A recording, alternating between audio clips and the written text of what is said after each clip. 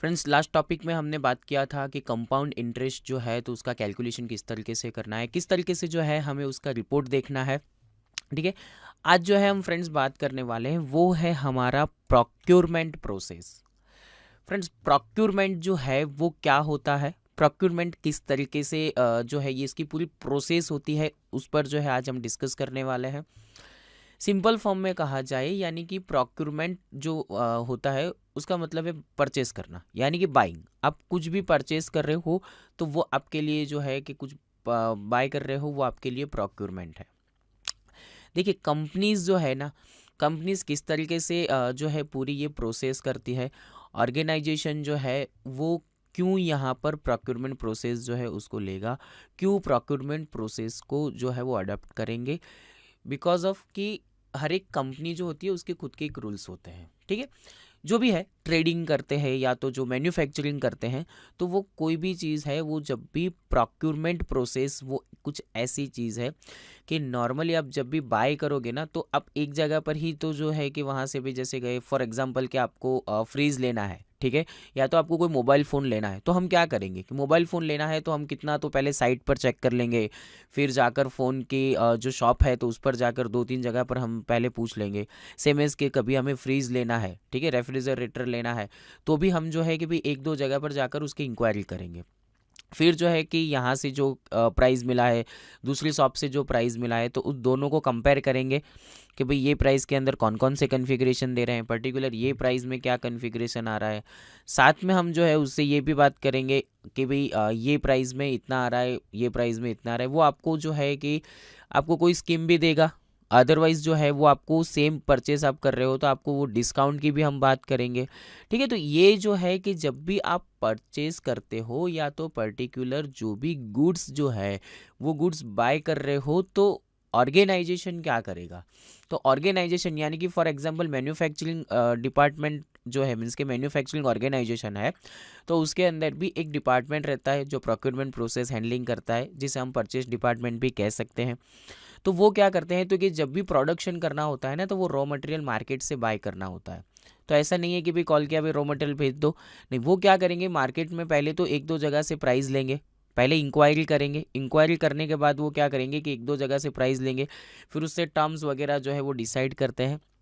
तो एक्चुअल जो procurement process है उसमें जो आपका आ रहा है, तो ये जो है वो उससे क्या होता है, तो कि प्रोक्योरमेंट से आपको सप्लायर जो है वो सिलेक्ट करना रहता है। हम 10-12 जगह से प्राइस लेंगे, बट ऐसा नहीं है ना कि भाई हर जगह से हम प्राइस ले रहे हैं तो उसमें से कोई दो या एक या दो बंदा जो भी होगा उससे ही हम फाइनल करेंगे डील। उसके साथ हमारा पेमेंट टर्म्स डिस्कस होगा, हम उसको कहेंगे कि भाई हम आपको जो है कि इतने दिन में पेमेंट ये करेंगे, इतना दिन का आपको क्रेडिट देना होगा। अब वो सामने एग्री हो रहा है या नहीं हो रहा है, उसकी भी टर्म्स हो रहा है, तो हम जो है थोड़ा मीटिंग करेंगे, उसके साथ डिस्कस करेंगे, देन हम जो है कि हमारे प्रोक्योरमेंट जो है, जो हमें बाय करना है, जो परचेज करना है, तो उसके हमारे टर्म्स कुछ जो है वो डिसाइडेड होंगे। एक्चुअल हमारा गुड्स जो है कि भाई हमें कौन कौन से गुड्स की रिक्वायरमेंट है, हम ये कह देंगे कि भाई मुझे इतना, फॉर एग्जांपल कि कोई एक टैंक बनाना है तो हम इतना कह देंगे कि भाई हमें जो है इतने जो है आयरन के रोड्स चाहिए। तो ऐसा ही सिर्फ नहीं है ना कि आयरन के रोड्स हमने बोल दिया, बट एक्चुअल जो है कि भाई 10 mm का चाहिए, 20 mm का चाहिए। सो यहाँ पर जो है कि ये सब डिसाइड होता है प्रोक्योरमेंट प्रोसेस में। प्रोक्योरमेंट प्रोसेस पर आपके सप्लायर का सिलेक्शन है, पेमेंट टर्म्स है, आपको क्या गुड्स चाहिए, प्रॉपरली एक्सप्लेनेशंस जो है वो यहाँ पर प्रोक्योरमेंट प्रोसेस में हो रहा है। प्रोक्योरमेंट प्रोसेस पे कौन सी सिंपल टाइप्स की प्रोसेस है वो भी हम यहाँ पर देखेंगे कि किस तरीके से सिलेक्शन करना होता है। देखिए बी फ्रैंक के आपके पहले जो है हम इंक्वायरी करते हैं, ठीक है। तो बहुत लोगों का ये कहना है कि भाई टैली के अंदर इंक्वायरी जो है हम मेंटेन कर सकते हैं, तो नहीं, टैली में आप इंक्वायरी मेंटेन नहीं कर सकते। ठीक है। ये पूरी प्रोसेस कहाँ से स्टार्ट होती है, कहाँ पर एंड तक होती है, तो ये हम देखते हैं। तो देखिए, प्रोक्योरमेंट प्रोसेस जो है ना वो हमारा स्टार्ट होगा परचेस ऑर्डर से। जैसे मैंने आगे आपको कहा कि इंक्वायरी, टैली के अंदर जो है वो इंक्वायरी मेंटेन नहीं कर सकते हम। ठीक है। जैसे कि मैंने आगे भी कहा कि हमें रेफ्रिजरेटर लेना है, हम 10 जगह पर जाकर पूछ कर आएंगे, या तो कॉल से ओवर द कॉल पूछेंगे, या तो हम जो है कि उनको मेल करेंगे। ठीक है। तो वो सब जो है कि हमने इंक्वायरी किया, उसके बाद जो है हम क्या करेंगे, तो कि इंक्वायरी करने के बाद जो है हम ये एक कंफर्म करेंगे कि भाई हम उनसे रेट भी मंगाएंगे, ठीक है। हम उनको कहेंगे कि सर आपका कोटेशन भेजो ना हमें, वो हमें कोटेशन भेजेगा। हम जो है रेट देखेंगे कि भाई पर्टिकुलर ये प्राइस जो है, सपोज के एलजी का 365 लीटर का फ्रीज़ है तो इसके अंदर इतने प्राइस में है, ये कंपनी जो है ये इतने प्राइस में दे रही है, सेम कॉन्फ़िगरेशन है, सेम फीचर्स है, तो उसके अंदर हमें ये दे रही है, बट उसके साथ जो है हमें कुछ फ्री में कुछ चीज़ दे रही है, ठीक है। तो ये सारी जो है कि भाई हम ये कंपेयर करने के बाद हम एक फाइनल करेंगे कि भाई हमें परचेस इससे ही करना है। सो हम उसको क्या करेंगे, हम उसको जिस सप्लायर से हमें परचेस करना है हम उसको जो है वो परचेस ऑर्डर देंगे, ठीक है। परचेस ऑर्डर हम जब भी उसको देते हैं तो उससे हमारा क्या डिसाइड होता है कि भाई हमें जो है वो पर्टिकुलर इसी सप्लायर से गुड्स जो है वो परचेस करना है। हमने आगे देखा कि हम टर्म्स जो है पेमेंट टर्म्स उससे डिसाइड करते हैं। यहाँ पर जो है कि परचेस ऑर्डर हम उसको देंगे। अभी वो क्या करेगा बंदा, तो वो जो है कि हमने जो ऑर्डर दिया है उस हिसाब से हमें गुड्स डिलीवर करेगा। गुड्स डिलीवर करेगा यानी कि हमारे पास गुड्स आ चुका है, तो वो हमारे लिए यहाँ पर होगा GRN। GRN इट मीन्स कि गुड्स रिसीप्ट नोट। हमने पीओ में जो है कि भाई 10 चीज़ें मांगी है, उसने 10 चीज़ें जो है हमें वो हमें देने वाला है, तो हम भी जो है कि भाई वो 10 चीज़ें जब भी हमारे पास आ रही है तो हम उसको इनवर्ड करेंगे, तो वो हमारे लिए हो जाएगा GRN। GRN के बाद वाली जो प्रोसेस है वो प्रोसेस क्या होती है, तो कि जब भी हम गुड्स लेते हैं तो गुड्स हम ऐसे तो लेंगे नहीं, देखेंगे कि भाई कहीं डैमेज है या नहीं है। अगर डैमेज है तो हमें उसको क्या करना होता है कि भाई डैमेज है तो हम उसको वापस से भेज देंगे। जैसे कि 10 पीस लिए उसमें से एक पीस डैमेज आया हुआ है तो हम उनको कहेंगे कि भाई ये एक डैमेज पीस आप ले जाओ, उसके बदले में आप हमें जो है वो एक पीस दे दीजिए, ठीक है। अभी जो है कि या तो वो हमें देगा, अदरवाइज जो है कि हमारा जो है कि भाई 9 पीस से ही हमारा काम चल जाता है, तो हम कह देंगे कि भाई वो रहने देना, हमें रिक्वायरमेंट नहीं है। तो वो बात की बात है, बट जब भी गुड्स रिसीव होता है तो हम उसको चेक करेंगे। सपोज डैमेज है तो हमें उसके लिए टैली के अंदर ट्रांजेक्शन करना है, नहीं है तो हम वो ट्रांजेक्शन यहाँ पर नहीं करेंगे। उसके बाद जो है गुड्स आ चुका है, वो भी हमने देख लिया कि भाई डैमेज कुछ भी नहीं है, तो सप्लायर उसके बाद जो है हमें इनवॉइस भेजेगा कि भाई हमने जो 10 पीस आपको भेजे थे उसका ये रहा इनवॉइस, और आपकी जो पेमेंट टर्म्स वगैरह जो भी डिसाइड हुए हैं उस हिसाब से आप जो है सप्लायर को पेमेंट करोगे, ठीक है। तो नॉर्मल जो प्रोसेस होती है वो किस तरीके से है, तो पहले जो रहेगा परचेस ऑर्डर, परचेस ऑर्डर से रहेगा GRN, GRN से जो रहेगा यहाँ पर रिजेक्शन आउट, ठीक है, सपोज डैमेज है तो, अदरवाइज जो रहेगा वो रहेगा इनवॉइस, और इनवॉइस से जो हमारा रहेगा वो एक है पेमेंट प्रोसेस। देखिए यहाँ पर एक प्रोसेस मैं आपको सिर्फ बता दूं कि ये आपका जैसे रिजेक्शन नहीं है, ठीक है, आपका इनवॉइस भी आ चुका है। इनवॉइस बनने के बाद सपोज आपको जो है कि भी रिटर्न करना है तो हमें डेबिट नोट पास करना रहेगा जब भी इनवॉइस आने के बाद, क्योंकि इनवॉइस बनता है तो जीएसटी के अंदर हम इनवॉइस एक बार रिटर्न फाइल करने के बाद हम इनवॉइस चेंज नहीं कर सकते। सो इनवॉइस बनने के बाद अगर आपके कुछ भी जो है रिटर्न करना है तो आपको डेबिट नोट से करना रहेगा। हाँ, इनवॉइस नहीं बना उससे पहले आप रिजेक्शन आउट के ट्रांजेक्शन से कर सकते हो, ठीक है। तो एक सिंपल जो हम प्रोसेस देखते हैं तो वो ये प्रोसेस रहता है प्रोक्योरमेंट का, PO to GRN to rejection out to purchase invoice and payment, ये नॉर्मल प्रोसेस है, ठीक है।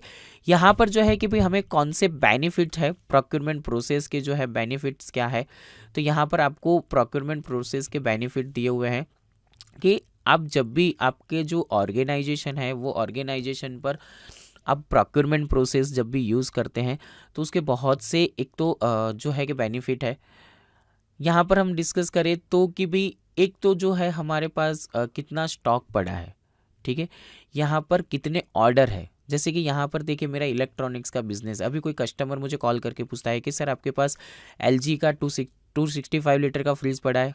अभी जब मैंने प्रॉपरली स्टॉक मेंटेन नहीं किया होगा तो मुझे पता नहीं होगा, मैं उसको कह दूंगा कि हाँ सर पड़ा हुआ है। अभी कोई कस्टमर का ऑर्डर मैंने ऑलरेडी लिया हुआ है, सो मेरे पास एक ही फ्रिज पड़ा है, एक कस्टमर का ऑर्डर ले लिया है और उसको भी मैंने बोल दिया कि हाँ सर पड़ा है, ठीक है। तो ये क्या हो जाएगा, हमारे लिए मिसकम्युनिकेशन हो सकता है। यहाँ पर जो है कि एक ये भी हो सकता है कि हमने कितने ऑर्डर प्लेस किए हैं, कितने हमने डायरेक्टली गुड्स भेजे हैं, प्रॉपरली जो है कि अकाउंट इन्वेंट्री मैनेजमेंट जो है वो प्रॉपरली हमारे से होता है। प्रोडक्टिविटी है और भी प्रॉपर आपकी होती है। कॉस्ट एक्सिस की बात करें तो यहाँ पर जो है कि मैं 5 फ्रिज यहाँ पर 5 फ्रिज की डिलीवरी मंगा रहा हूँ तो उसकी कॉस्ट, और 10 फ्रिज की मैं डिलीवरी मंगा रहा हूँ तो सेम व्हीकल में बड़ा व्हीकल ही आने वाला है जिसके अंदर 5 फ्रिज आ रहे हैं, मैं 10 मंगा लूँगा तो मेरी जो कॉस्ट है, यानी कि कैसी कॉस्ट, तो ट्रांसपोर्टेशन की कॉस्ट जो है इन्वेंट्री की, तो वो भी मेरी यहाँ पर जो है वो कम हो जाएगी। सो यहाँ पर जो है मेरे एक्सपेंसेस जो होगा वो भी एक तो यहाँ पर थोड़े मैं कंट्रोल कर सकता हूँ। इन्वेंट्री एक्सेस यानी कि जिसकी रिक्वायरमेंट है, यहाँ पर मुझे ये पता चलेगा कि भाई कितना कितना प्रोडक्ट मेरा जो है कि मूवमेंट हो रहा है, तो उसी हिसाब से यहाँ पर जो है मैं इन्वेंट्री का स्टॉक करूँगा, यानी कि अननेसेसरी दूसरी इन्वेंट्री मुझे यहाँ पर स्टॉक करने की रिक्वायरमेंट नहीं होगी।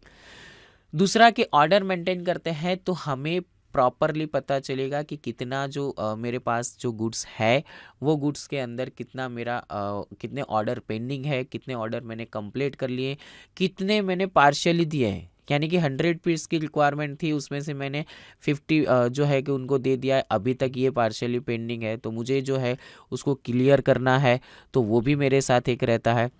डिलीवरी टाइम जो है, सप्लायर जो है तो सप्लायर का जो है हमें वो भी एक एनालाइज करना होता है कि उसने हम जो है कितना डिलीवरी टाइम यहाँ पर जो है सप्लायर हमें प्रोवाइड कर रहा है। तो यहाँ पर प्रोक्योरमेंट प्रोसेस से हमारे पास जो है ये बेनिफिट्स रहते हैं कि भाई कौन कौन से ऑर्डर जो है हमें यहाँ पर हम जो भी पीओ हम दे रहे हैं कौन से हमें प्रोक्योरमेंट प्रोसेस के अंदर के ये बेनिफिट्स है। सो यहाँ पर आपके जो बेनिफिट है वो प्रोक्योरमेंट प्रोसेस से इस तरीके से रहते हैं। तो हर एक स्टेज पर, यानी कि यहाँ पर जो है ऐसा इनिशियली स्टेज जो हम देखते हैं तो ट्रेडर्स के लिए भी यहाँ पर प्रोक्योरमेंट प्रोसेस होती है, मैन्युफैक्चरर्स जो है वो भी प्रोक्योरमेंट प्रोसेस को यूज़ करते हैं, यानी कि कोई भी कंपनीज जो है वो कंपनी कहीं ना कहीं ये जो है कि पूरी प्रोक्योरमेंट प्रोसेस को यूज़ करती रहती है, यानी कि पीओ देते हैं उसके बाद की जो हमने आगे प्रोसेस देखा तो वो प्रोसेस से हमें ये एक्चुअल प्रोक्योरमेंट प्रोसेस यूज़ करने पे बेनिफिट रहता है। अभी हम बात करें कि प्रोक्योरमेंट प्रोसेस की रिजेक्शन के साथ, वो जो हमने देखा कि भाई जो नॉर्मल प्रोसेस हमने देखी, यहाँ पर हम बात करते हैं रिजेक्शन की, तो वो किस तरीके से होता है। तो फर्स्ट ऑफ ऑल यहाँ पर हमारा जो है वो परचेस ऑर्डर जाता है, यानी कि सप्लायर यानी कि पीओ जो है हम वो देते हैं। पीओ जो है देने के बाद हमें गुड्स रिसीव हो रहा है, यानी कि सप्लायर हमें गुड्स दे रहा, तो हमने जो आगे डिस्कस किया कि भाई हम कौन सा ट्रांजेक्शन करेंगे यहाँ पर, जीआरएन यानी कि गुड्स रिसीव नोट। देखिए हम जब भी पीओ देंगे ना तो पीओ की इफेक्ट जो है हमारे टैली के डेटा में कहीं नहीं आएगी, सिर्फ और सिर्फ ये हमारे लिए क्या हो जाएगा, तो एक कमर्शियल डॉक्यूमेंट है जिसके अंदर क्या डिसाइड होता है, तो कि हमारे पेमेंट टर्म्स जो है वो डिसाइड होते हैं, एक्चुअल क्या हमें गुड्स की रिक्वायरमेंट है ये यहाँ पर डिसाइड होता है। सो पीओ की जो इफेक्ट है वो आपके टैली के डेटा पर नहीं आएगी। कहाँ से आएगी, तो जब आप गुड्स रिसीव करोगे, यानी कि आप जीआरएन करोगे, आपने जो भी गुड्स रिसीव किया है जीआरएन करोगे तो आपके टैली के अंदर इफेक्ट आना है। क्यों आएगा, तो आपने जीआरएन किया यानी कि गुड्स रिसीव कर लिया है, सो स्टॉक के अंदर आपका गुड्स जो है बढ़ जाएगा। बाकी आप पीओ का ट्रांजेक्शन करोगे ना तो उसका अकाउंटिंग इफेक्ट आएगा ना ही उसका इन्वेंट्री इफेक्ट आएगा। ठीक है, यहाँ पर जो है कि हमने गुड्स रिसीव किया, उसके बाद जो है रिटर्न फॉर रिप्लेसमेंट, सपोज के मैंने जो आगे हमने डिस्कस किया कि भाई कुछ रिजेक्ट है, कुछ डैमेज है, तो हम जो है उसको क्या करेंगे, वापस से भेज देंगे। अगर कुछ भी डैमेज नहीं है तो हम जो है वो इनवॉइस ले लेंगे सप्लायर से, यानी कि सप्लायर हमें इनवॉइस दे देगा। इनवॉइस के बाद जो है हमें क्या करना होगा कि सपोज इनवॉइस के बाद आपको कुछ रिटर्न करना है तो यहाँ पर आपको लिखा है कि नो रिप्लेसमेंट, आपको इनवॉइस के बाद जो भी देना है ना, रिटर्न करना है तो आपको डेबिट नोट से देना होगा।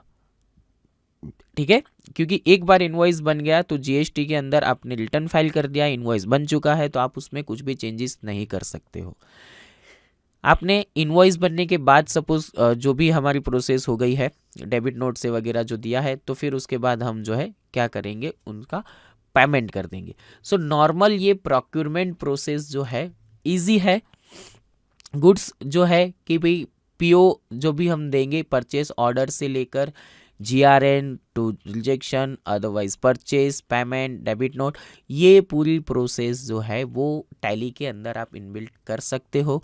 ठीक है फ्रेंड्स, हमने ये जो टॉपिक देखा, इस टॉपिक के रिगार्डिंग आपको जो भी कोई क्वेरी है या तो आपके माइंड में कोई क्वेश्चन है तो आप forums.learn1.com पर लिख सकते हैं।